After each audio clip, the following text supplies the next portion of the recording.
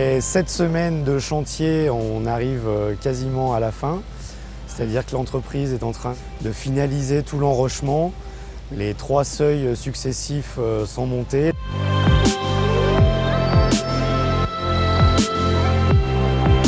L'objectif, c'était donc l'arasement du seuil de Chauzal, qui était un frein à la continuité écologique et notamment à la franchissabilité piscicole.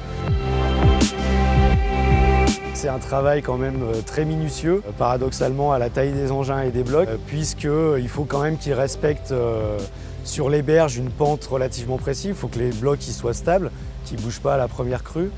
Et le travail le plus minutieux, c'est dans les rampants, puisqu'on a mis une rugosité en place, c'est-à-dire, pour faire simple, des cailloux qui dépassent du fond du lit, mais qui sont placés stratégiquement pour diversifier les courants et faciliter la remontée des poissons.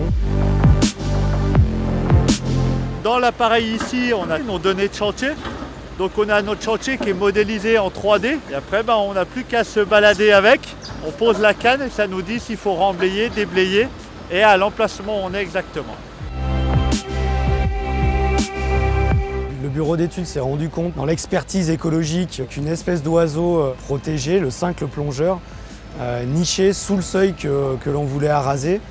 Et donc on a mis en place des nichoirs dans les enrochements, puisque c'est une espèce qui usuellement niche au-dessus de l'eau.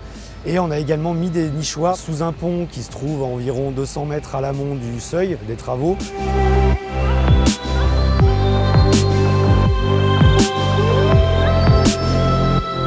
La prochaine étape, ça va être la remise en eau, effectivement.